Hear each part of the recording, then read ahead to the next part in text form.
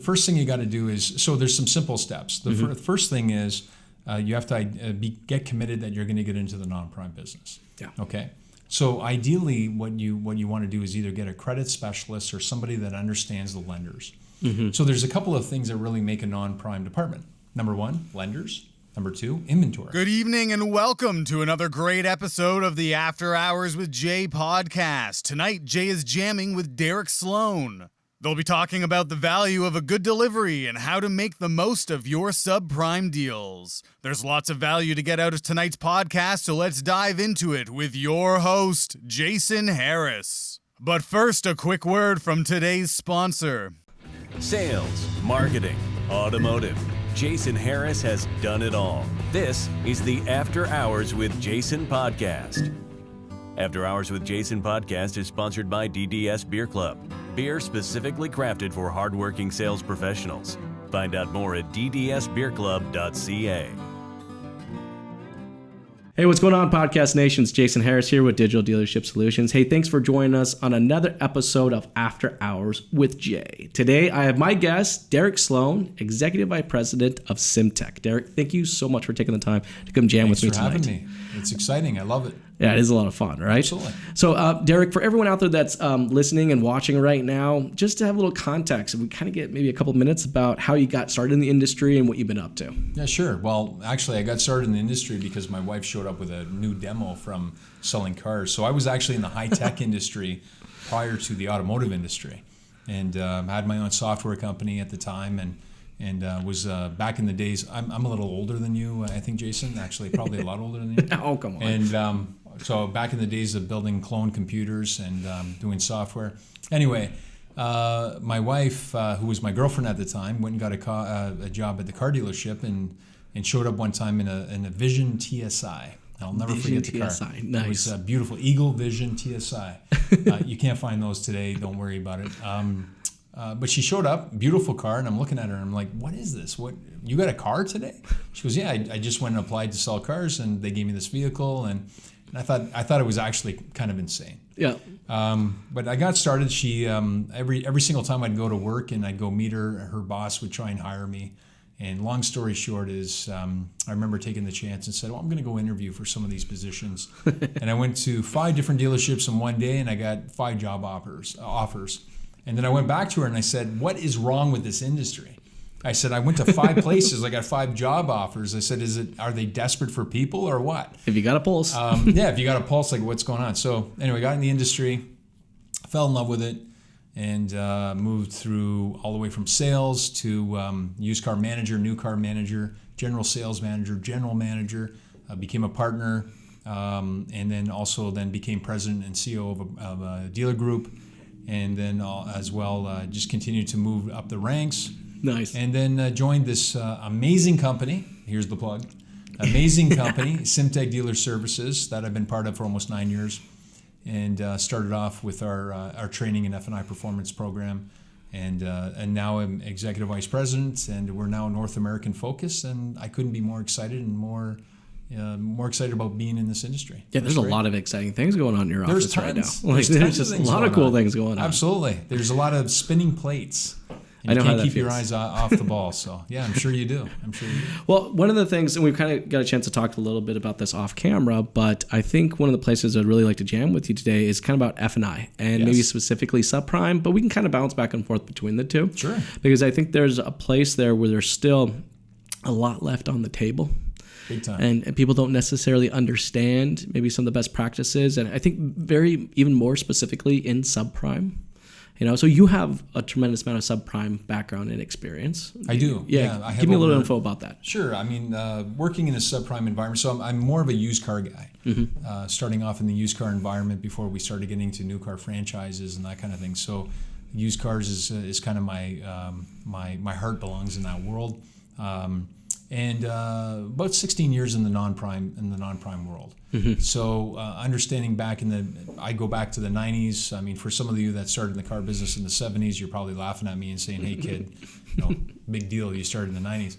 But what's really cool about non-prime is it's a different process. Yes. And a lot of new car dealers. So back in the day, it was a used car dealer that did non-prime. Yeah. And that was kind of the predominant focus, is that if you wanted a non-prime or a higher interest rate, you went to a used car facility or some form of used car dealer. A new car dealer was off limits. You didn't even bother to even go in. Sure. Well, that's changing. And in fact, that's changing in a significant way. A huge way.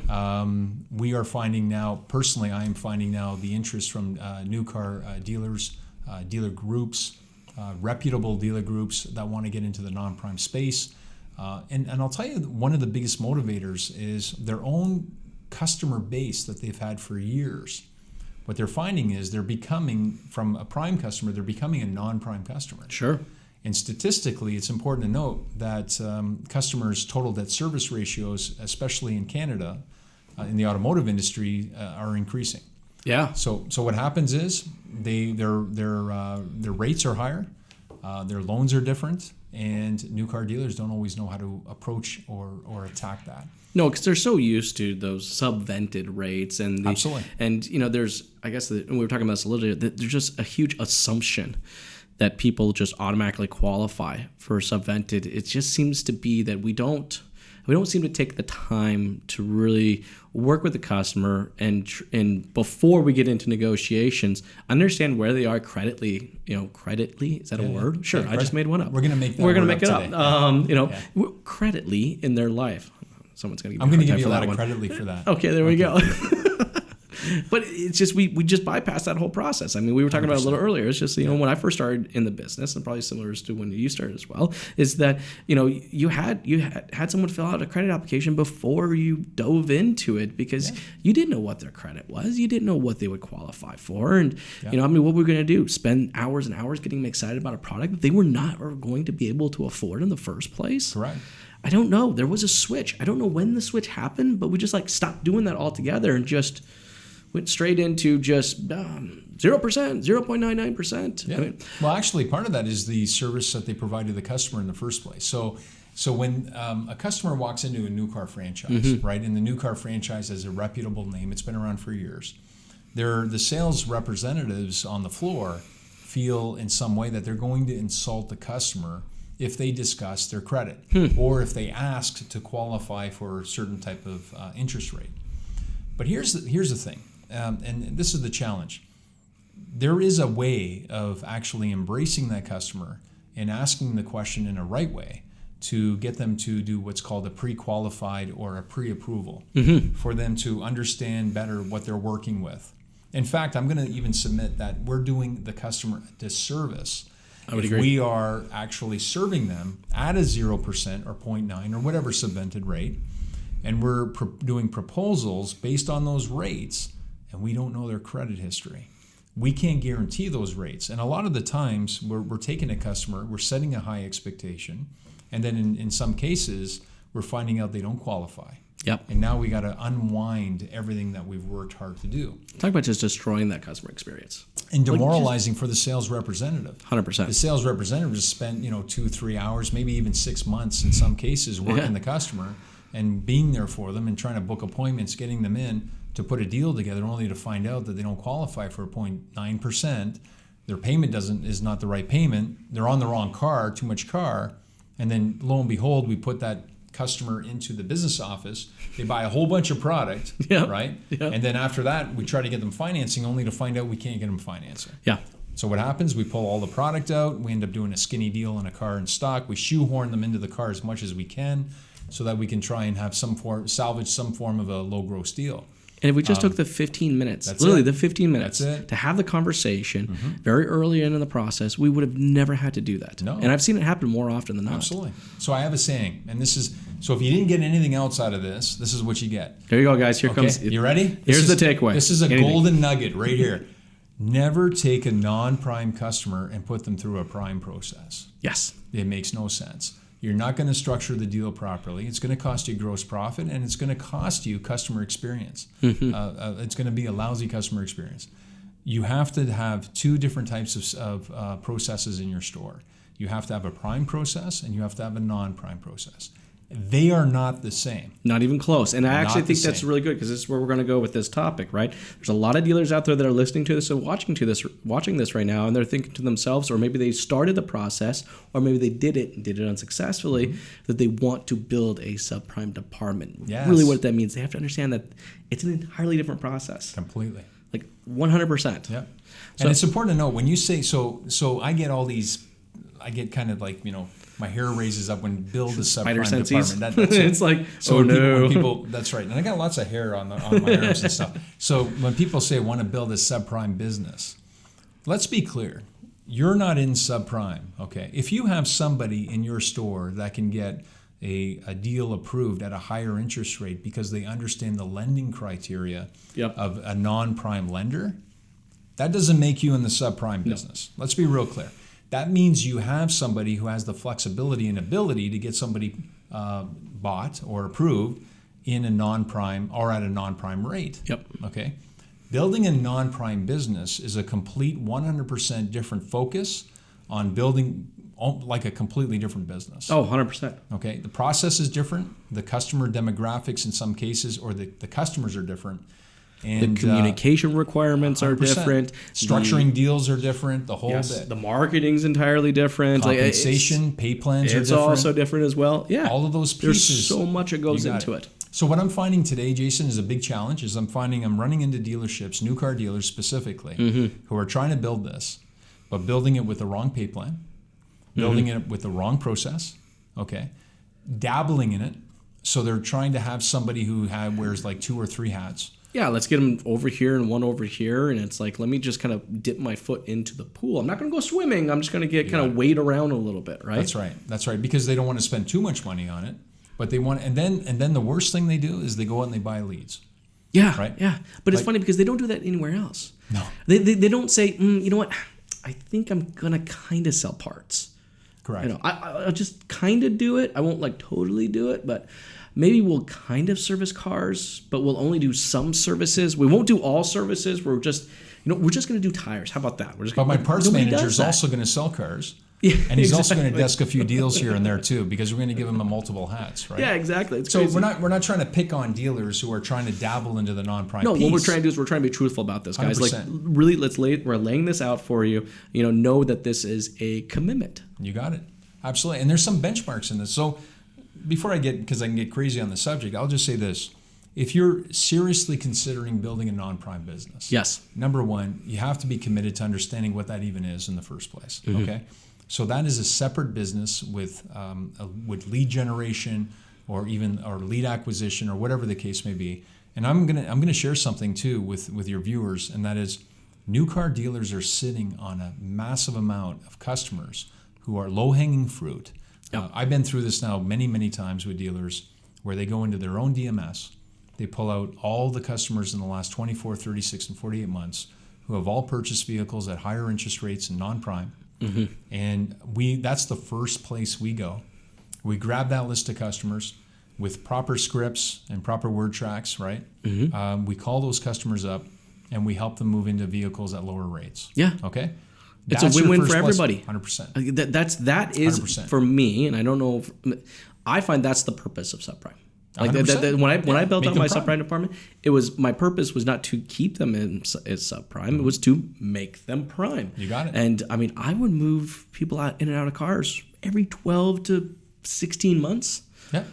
Yeah, if you can, if they can pay their bills and everything else is good. Granted. As long as I 100%. had everything else You got checked it. mark, every 12 to 16 months it was into another vehicle and just Yeah. slightly lower interest rates, So when you're explaining is really kind of like a credit reestablishment type program, That's a great way to look at it. right? Yeah. And so what you do is, so when a customer comes in with non-prime, there's a few elements. Number one, most non-prime customers won't go to a new car franchise because they're already making assumptions that they won't get approved anyway. True.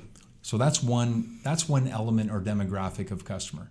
The other one is the customer who's been buying from that new car dealership for years, but now their total debt service ratio is out of whack because they keep using their house as an ATM machine and they just owe way too much money. Yep.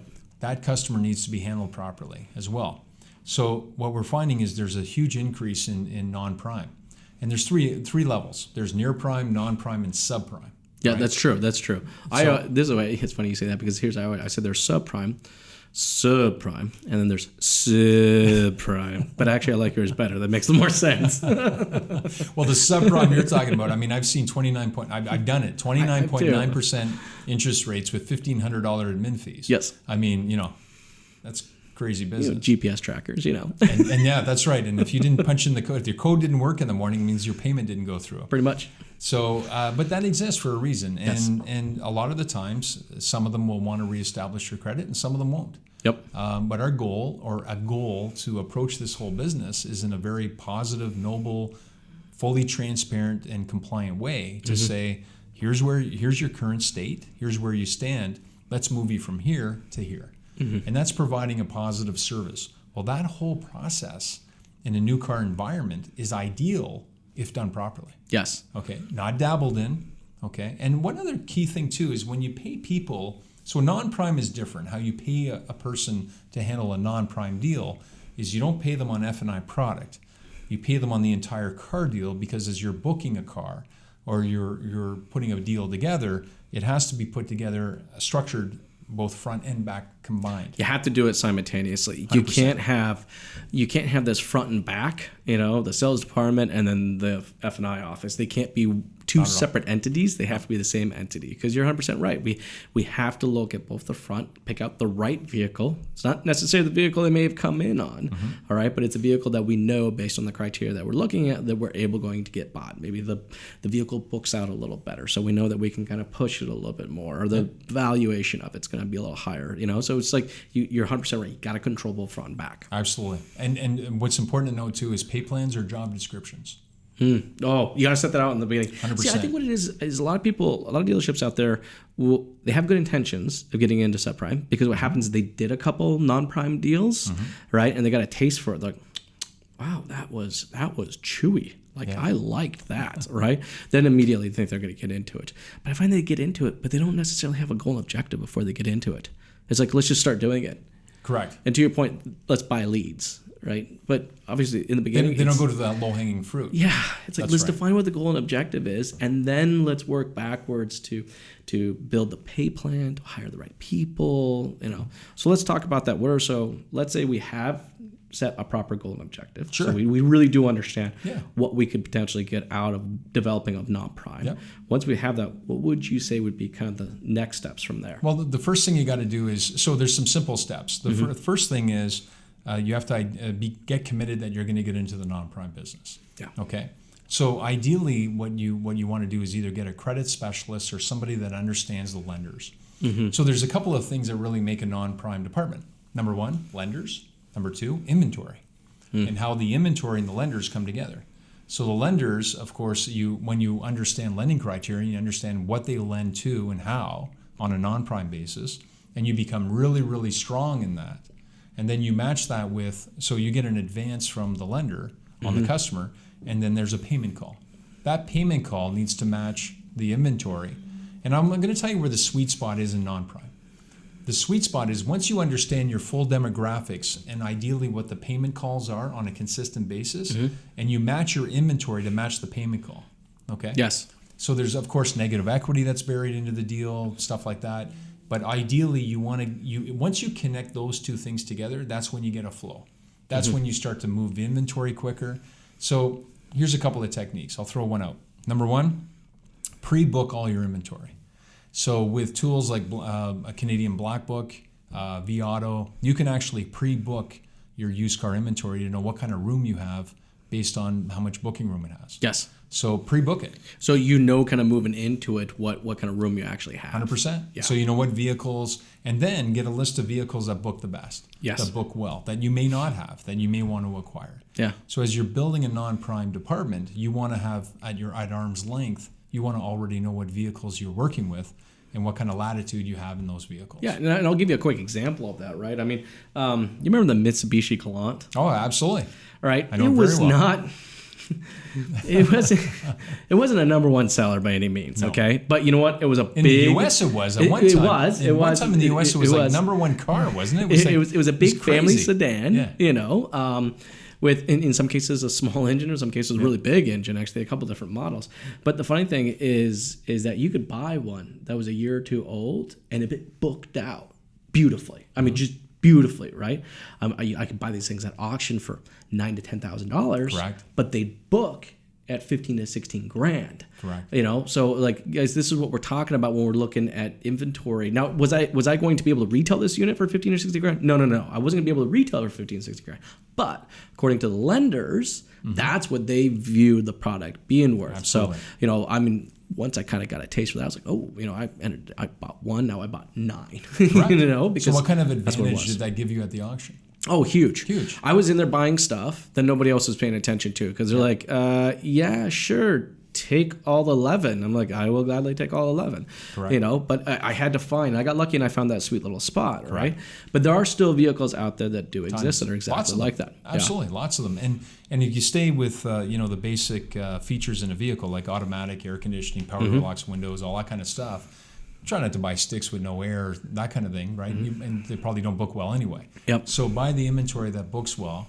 And I'm going to share some with you. Keep it on your lot. Make sure it's pre-certified, already detailed, and retail ready for sale. So that, because a non-prime customer, you want to spot deliver.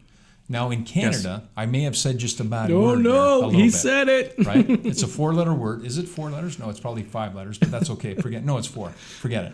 So it's a spot deliver a car. See, I can count. I can do math. What's that? Spot delivering a car in Canada is almost like non-existent. Yes. But I will tell you, it's the way you need to go. And it can be done. It can. Oh, you just absolutely. have to have a process. No, absolutely, it can be done.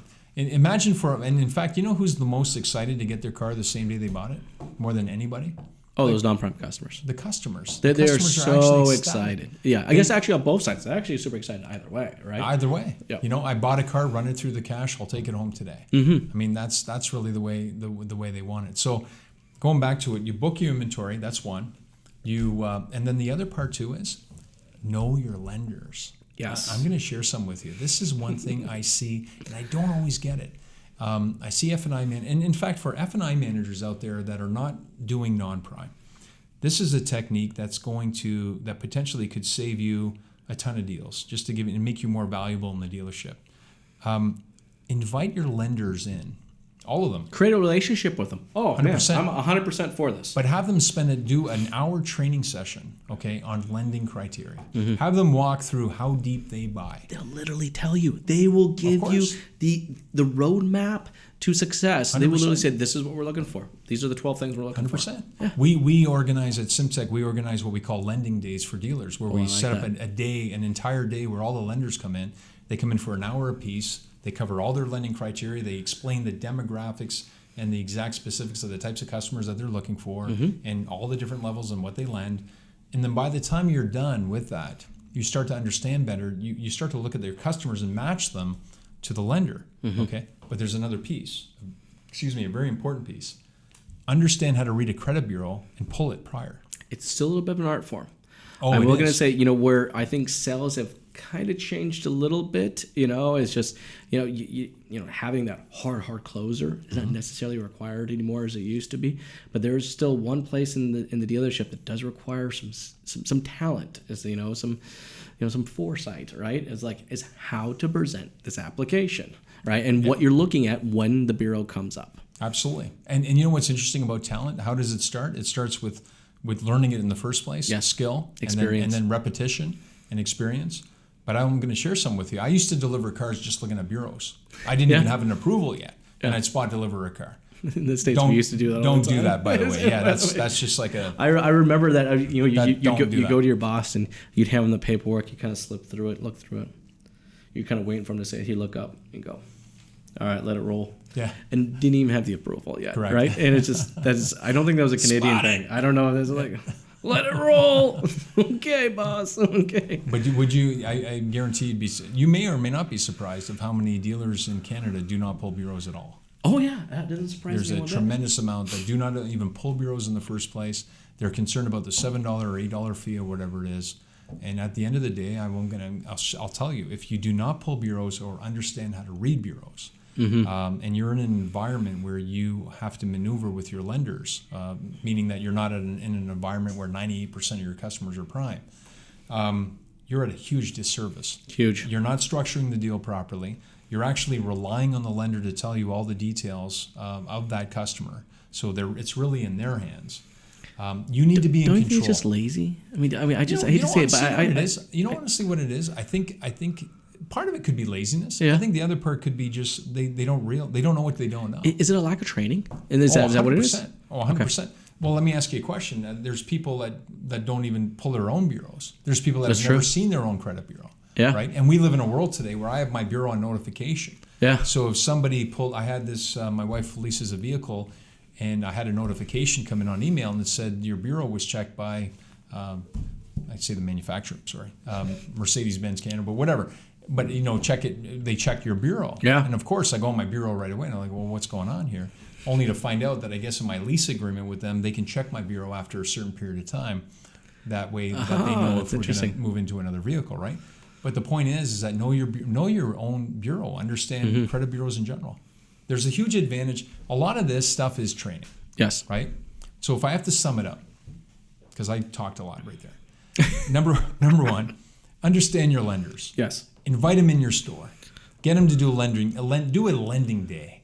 I like that lending day. I actually really like that. Buy them pizza. Yeah. Get them some whatever. Just have a day of it. Talk about lending. Just do it. Yeah. If you're an F&I manager doing it, have fun with it. I think it's actually cool to actually bring the entire team on this. Absolutely. I think it's awesome to have your F&I managers there, but I mean, your sales manager should be there. Your GSM, your GM. Well, you bring up an important. Your salespeople should even be there. The number one person who needs to know how to read a bureau on the sales floor is the number one person who needs to know how to read a bureau more than anyone else on your sales floor in a new car franchise. Your sales manager who's desking the deal. 100%. That's the person. Now, I'm just saying that to a whole group of people that may be looking at me like I'm nuts. What are you talking about? That's my F&I manager. That's my... Well, Derek, I think a lot of people don't even know that we can do it. I don't think a lot of people know that we can actually pull a bureau. Correct. Without, I mean, it's important. Like, it's legit. I know that's crazy. No, it's important. I think there's a lot of sales managers out there that are going, wait a second, I can actually do this. Yeah. Well, of course, you do need permission from the customer, and you do need you need some form. So let's back up for a second.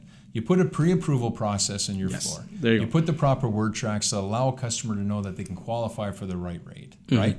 But then you get the desk manager pulling the bureau, understanding the bureau, knowing what level of interest rate or payment call potential that customer will qualify for.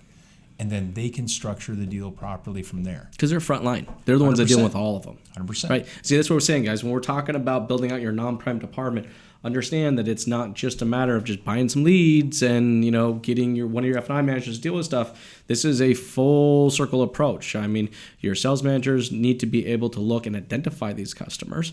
And then your sales people need to have if they're going to be involved, there needs to be a handoff. They need to understand that this is a customer that they're going to hand off to another department. Correct. And I think a credit specialist needs to get involved early. Immediately as possible, or as quick as possible, 100%. Right. And selection is second. Money first, vehicle second. Yes. You can see that if you pull that bureau early. All right. Look, it doesn't take much to read a bureau. All right. Actually, it doesn't. It really doesn't. There's some basics to it. Absolutely. There's some basics to it, and you're going to know real quick if you're going to continue with the salesperson or if you need to get what did you call it? A credit analysis? And is that what you call them? Are you talking about a credit bureau? Yeah. Or are you talking about No, the individual that it kind of steps in. You had a word for it. I thought it was really credit cool. Specialist. Credit specialist. Yeah, okay, I love that's it. That's right. All right. Yeah. See, that we never called them credit specialists, but I actually really like that terminology, is of having a credit specialist. It's like, oh, look, you've been, flagged here, but hey, no worries. We have a specialist here just for you to make sure everything goes super smooth. Absolutely. And the biggest opportunity that a new car franchise that has a phenomenal name that's been in business for many, many years, one of the things that they have that they can leverage is their trust in the community, the respect that they have for their customers.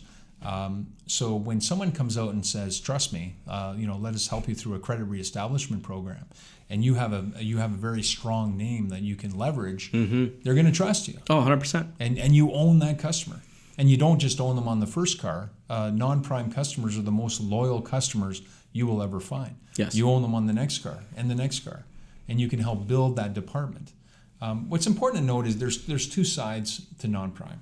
There's building a department with one credit specialist that does 5 to 15 cars a month. Yes. And then which isn't bad in itself. That's not bad either. It's fantastic. Yep. It's a great business. If they're doing 5 to 15 units a month, the average gross that you want on a non-prime deal is $4,500 on average. Okay. Now, if I were in the Western Canada, they'd kick me out of the store for that number. And in Eastern Canada, it's a little different. But the point is, on average, you want to pull off at least a strong enough gross profit. $4,500 is typically something that is very reasonable, front and back combined. Yep. But doing that, it's important to note that a new car franchise has the opportunity to build this business because they can leverage their name. They can leverage the credibility. And the database that already has a high retention. Absolutely. Like, Actually, I mean, it's sitting there. It's Jason, last time we did this, there. we went through a whole batch of customers for a dealer group out east. And we went through a whole batch of customers. And as we're going through, while we're calling these customers to qualify for a lower rate, potentially, 7 or 8 of them are already bought other cars, other places. See, that's a scary part. See, so the opportunity was already come and gone. Yep. Right? So this stuff exists. The other level, so you have the credit specialist where you have the one person who handles the deal from front and back, 5 to 15 units a month. And the next level is you build an actual hub that has a lead coordinator, credit specialist, and delivery specialist. A 3-person team. In the beginning, it's a 3-person team. Well, what happens is if you're it's only if you're a multi-location dealer group. Okay. So if you're a dealer group, and let's say you have 5 or 6 locations, what I would highly recommend is if you're going to do a non-prime initiative, is you create a hub where, like a BDC specialist. A 3-person team. In the beginning, it's a 3-person team. Well, what happens only if you're a multi-location dealer group, and let's say you have 5 or 6 locations. What I would highly recommend is if you're going to do a non-prime initiative, is you create a hub where, like a BDC specialist. A 3-person team. In the beginning, it's a 3-person team. Well, what happens only if you're a multi-location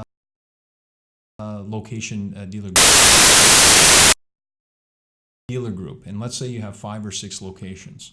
What I would highly recommend is if you're going to do a non-prime initiative, is you create a hub where, like a BDC specialist. A 3-person team. In the beginning, it's a 3-person team. Well, what happens only if you're a multi-location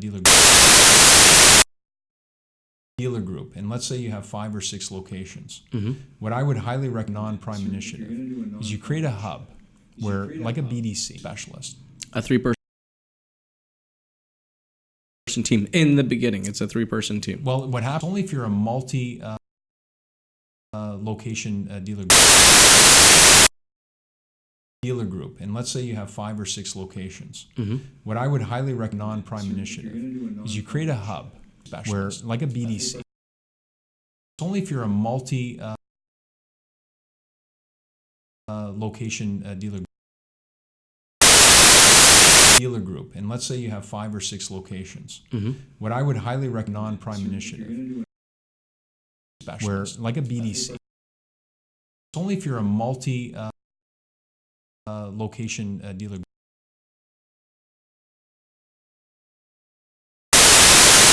dealer group, and let's say you have 5 or 6 locations. What I would highly recommend non-prime initiative where, like a BDC.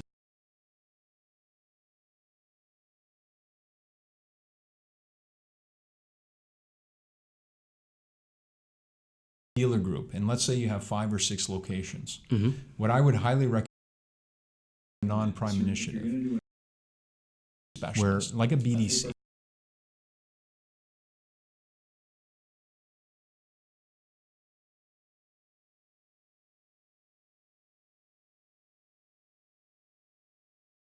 Dealer group, and let's say you have 5 or 6 locations. What I would highly recommend non-prime initiative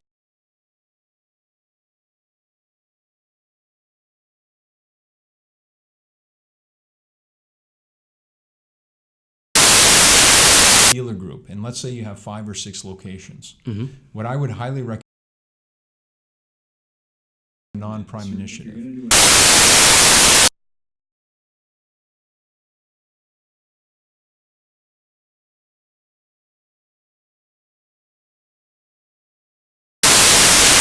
dealer group, and let's say you have 5 or 6 locations. Non-prime initiative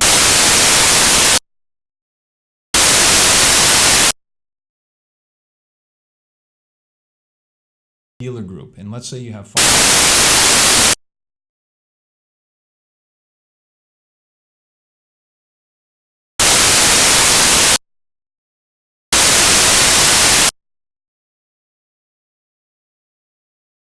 dealer group, and let's say you have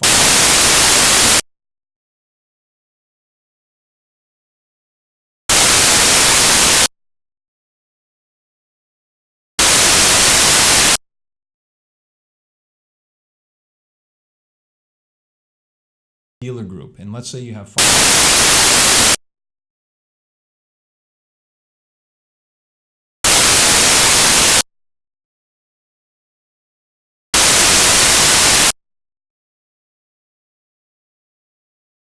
dealer group, and let's say you have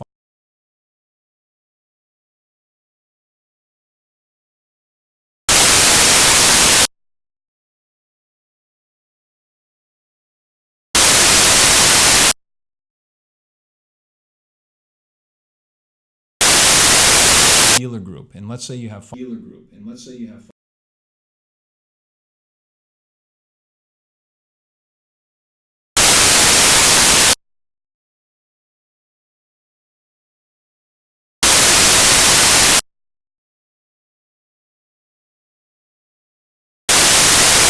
dealer group, and let's say you have dealer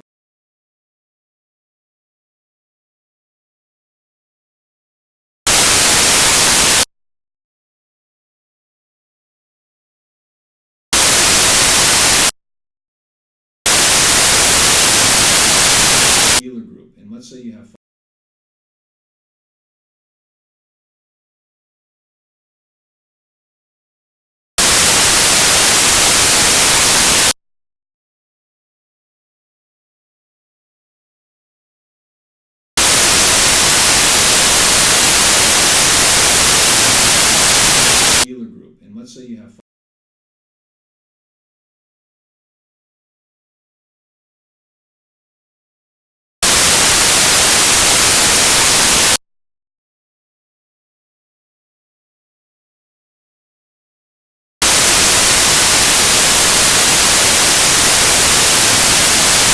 dealer group, and let's say you have